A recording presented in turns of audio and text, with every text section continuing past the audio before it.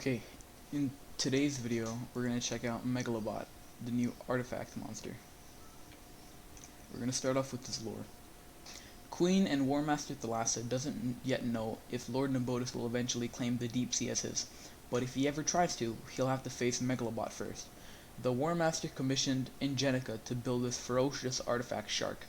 It's designed not to defend the oceans, but to attack intruders. Megalobot isn't Ingenica's first piece of work in which she has used Lutum, but this one is certainly using it at its maximum potential.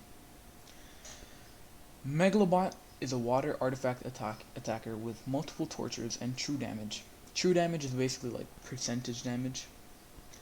He can deal heavy damage and damage by percentages, which makes him great against enemies with high life.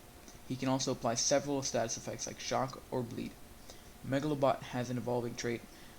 At rank 0, he's an artifact. At rank 1, he becomes super tuned. At rank 3, he becomes a status caster, applying precision to all allies at the start of the battle. His stats at level 100 are 94,100 life, 8,745 power, 6,336 speed. His element is water, and he actually has a pretty good relic slots. Armor and sword. With armor, he's harder to kill. With sword, he can deal more damage or heal himself too. His books are Mechanical, Sea, Evil Legions, and Corrupted, obviously. These are his basic attacks. So, Taser Jet deals heavy thunder damage to one enemy, applies shock to one enemy, requires cooldown. Now, it's pretty good. It's one cooldown, it's heavy. So you can just cycle if you have UA, you can cycle between that and its second skill, which we'll get to. And 9 stamina costs, not bad. Sauce Subroutine, this is second skill by the way. Deals very heavy metal damage to one enemy, applies bleed to one enemy, requires cooldown. 60 metal damage at 1 cooldown and 11 stamina cost. That's not bad. Like, that can be pretty useful at times. Pretty sure metal is strong against light, so that's strong against Cat Heron, Master Rat, and such. And his tier 1s. Ripper Directive. Deals moderate metal damage to all enemies, applies bleed to all enemies, requires cooldown. That's an AoE 40. Already off the bat, that's a pretty strong move. And it's 2 cooldown and 18 stamina cost. It's metal based as well, so it's not bad.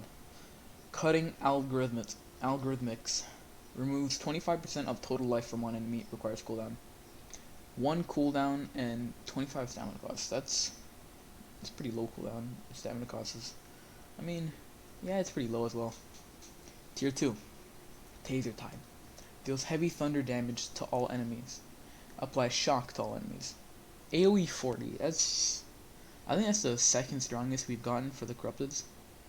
The first one belongs to Boom Shakalaka, which is an AoE 50 with Burn and Ignite. It's fire based as well. So this one's got 2 cooldown, and the element is thunder. That's good against water monsters, so like Marley itself, like Mojodrax and Swamzode, monsters like that. 26 stamina cost. That's a pretty low stamina cost. Repair Protocol. This is the skill I'm talking about that activates his own trait. Heals itself by 50%, gives 25% of stamina to itself, gives 1 extra turn. So you can activate your own super tuned, give even more stamina on top of that, and heal. And it gives 1 extra turn. 3 cooldown and 32 stamina costs. So since it's water based, it activates its own trait. Tier 3. Array of Blood. Removes 25% of total life from all enemies. Applies shock to all enemies. Requires cooldown. 3 cooldown for that. That's not bad. Like, the stamina cost is a little bit on the high side, but yeah, it's a pretty good skill. It can be paired with UA, and you could pretty much all the time activate it, unless it's against a monster like Mouseron, because he has a 50% shield, and on top of that, you gotta add the relics. Carnage Imperative. Removes 50% of total life from an enemy. Applies bleed to one enemy. It requires cooldown. 4 cooldown and 42 stamina cost, and it's metal based. This is a pretty bad skill if you ask me. It's 4 cooldown for only 50%, and yeah, it's high stamina cost as well. His ultimate is Karkarabot and Megalotron. Removes 50% of total life from all enemies. Applies shock, applies drowned, and bleed to all enemies. that's not bad. I mean, it's water based as well. Yeah, it's a. I can see that being used. It's basically like instant OTK to any Megaton. Uh, so his skills are pretty underwhelming. I mean, like the main thing I like about his skills is that there's different elemental elements to it. That's the word. And his best skills, in my opinion, are low cooldown. His best skill though is 3 cooldown, but his other skills that can be used are 1 cooldown or 2 cooldown. Overall, I think this monster is pretty good. He can be used in wars. He's a great UA user. You can use him in PvP too, but he won't be that good compared to in wars. Because his books, he has really good books for war. He has 3 books. Sea, Evil Legions, and Mechanical. That's, yeah, it's pretty useful.